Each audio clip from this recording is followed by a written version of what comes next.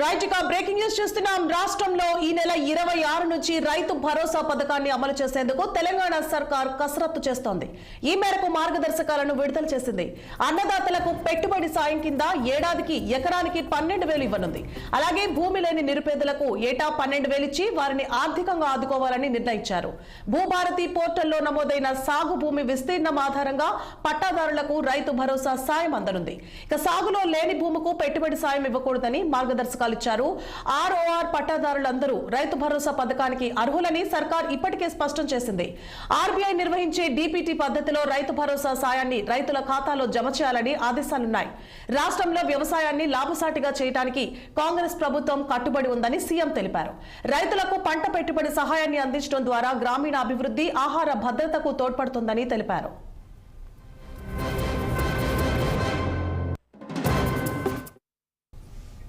Right ఇక ఇదే అంశానికి సంబంధించి మరింత సమాచారాన్ని మా crime bureau chief Ram live లో అందిస్తారు. రామ్,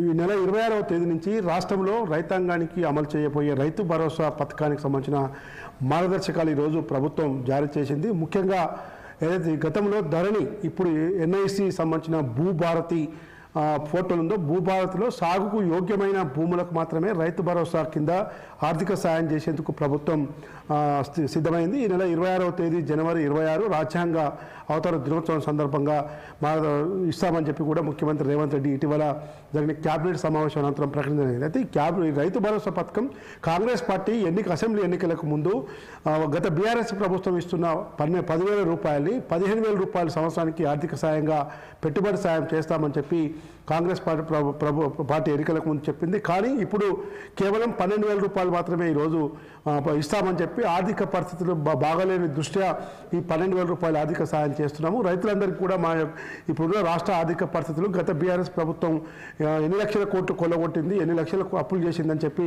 రైతులందరికీ కూడా సభలు పెట్టి చెప్తామని చెప్పింది. అయితే ఈ రైతు భరోసా పథకం ఎవరెవరికి ఇవ్వాలి, ఏ స్థాయిలో ఇవ్వాలి, భూములు ఉన్న వారందరికీ ఇవ్వాలా, లేదు ఇన్కమ్ ట్యాక్స్ పేయర్స్ కానీ ప్రజాప్రతినిధులు కానీ సాగుకు యోగ్యంగా భూములకు కూడా ఇవ్వాలా లేదనే దానిపైన రాష్ట్ర ఉప ముఖ్యమంత్రి బట్టి విక్రమార్క ఆధ్వర్యంలో ఉపసంఘం వేశారు. ఉపసంఘంలో మంత్రులు పొంగులేటి శ్రీనివాసరెడ్డి, శ్రీధర్ బాబు, తుమ్మల నాగేశ్వరరావు వీళ్ళందరూ కూడా ఈ మొత్తం కూడా అన్ని జిల్లాలు తిరిగి అన్ని జిల్లా కలెక్టర్ కార్యాలయాల వద్ద కూడా రైతుల యొక్క అభిప్రాయాలు సేకరణ జరిగింది.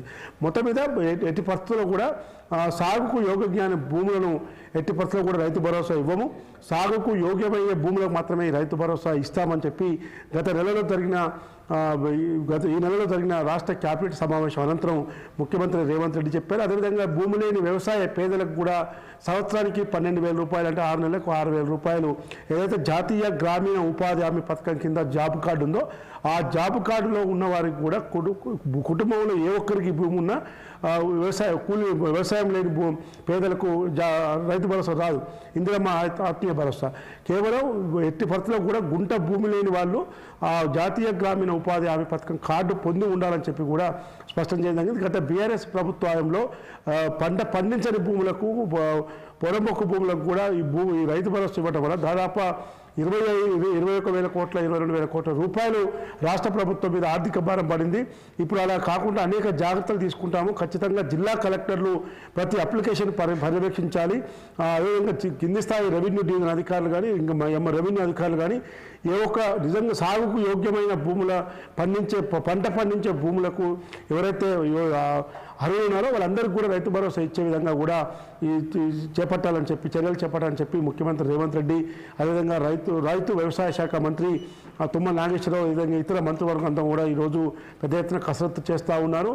ఎందుకంటే ఇప్పటికే మొత్తం భూభారతి చట్టానికి కూడా గవర్నర్ ఆమోదం వచ్చింది.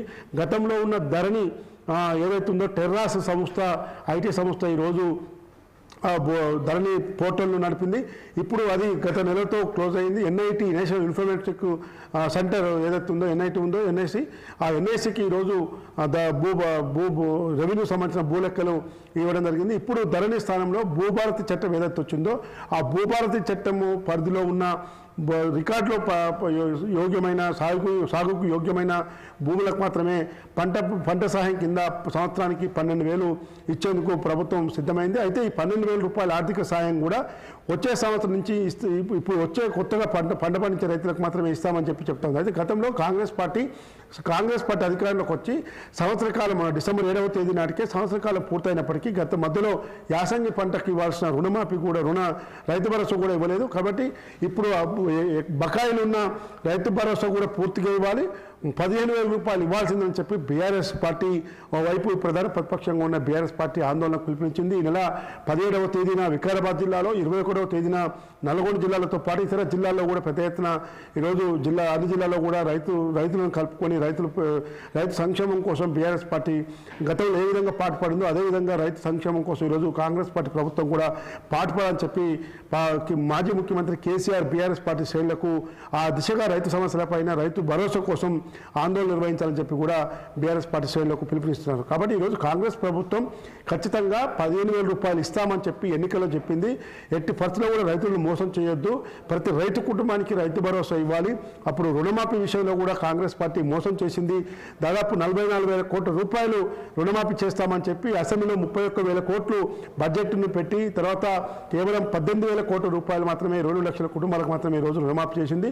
60 లక్షల కుటుంబాలు ఈరోజు రుణమాఫీ బాధితున్నారు. ఇంకా చాలా మంది రుణమాఫీ కాకుండా ఇబ్బందులు పడుతున్నారు. కాబట్టి అటు రుణమాఫీ విషయంలో కానీ, ఇటు రైతు భరోసా విషయంలో కానీ, రైతు ఇందిరమ్మ ఆత్మీయ భరోసా పథకం కింద ఇచ్చే పథకం కానీ, అదేవిధంగా కౌలు రైతులకు కూడా ప్రభుత్వం ఎందుకు చెప్పట్లేదని చెప్పి ఈరోజు కౌలు రైతుల సంగతి కూడా ఏందని చెప్పి బీఆర్ఎస్ ప్రశ్నిస్తుంది. కాబట్టి ఈరోజు ఏదైతే ప్రభుత్వం మార్గదర్శకాలు విడుదల చేసిందో ఆ మార్గదర్శకాల ప్రకారం భూభారతి పోర్టల్లో సాగుకు యోగ్యమైన భూములను మాత్రమే ఈరోజు రైతు భరోసా కింద తీసుకుంటుందని చెప్పి ప్రభుత్వం స్పష్టం చేసింది. ఈ నెల 26వ తేదీ నుంచి అన్ని జిల్లా కలెక్టర్ కార్యాలయాల నుంచి కూడా ముఖ్యమంత్రి రేవంత్ రెడ్డి ఆధ్వర్యంలో రైతు భరోసా కింద ఇచ్చే పంట సాయం సంవత్సరానికి 12,000 రూపాయలు ఆర్బీఐ బ్యాంకు రుణాల ద్వారా కూడా విడుదల చేసేందుకు సిద్ధమైంది. అయితే భూభారతి పోర్టల్లో నమోదైన సాగు భూమికి మాత్రమే ఇవ్వాలని ప్రభుత్వం నిర్ణయించింది. అయితే భూభారతి పోర్టల్లో సాగు భూమిని అంటే రిజిస్టర్ చేసే ప్రక్రియ ప్రభుత్వమే చేస్తుందా, లేదంటే రైతులు దానిలో రిజిస్టర్ చేసుకునే ప్రక్రియ ఉంటుందా, ఎలా ఉండబోతుంది? ఇప్పటికే ధరణి పోర్టల్లో ఏదైతే భూమి రిజిస్ట్రేషన్ సంబంధించిన డీటెయిల్స్ ఉన్నాయో ఆటోమేటిక్గా భూభారతికి అవి మారుతాయి. అయితే భూభారతి చట్టం ద్వారా సాగుకు చేస్తున్న భూములు ఎంత, సాగు చేయని భూములు ఎంత అనేది మా రెవెన్యూ అధికారులు కానీ, అగ్రికల్చరల్ అధికారులు కానీ కింది స్థాయిలో మాత్రం పర్యవేక్షించాల్సి ఉంటుంది. Suvarna, updates Ram. Right, thank you for the updates Ram.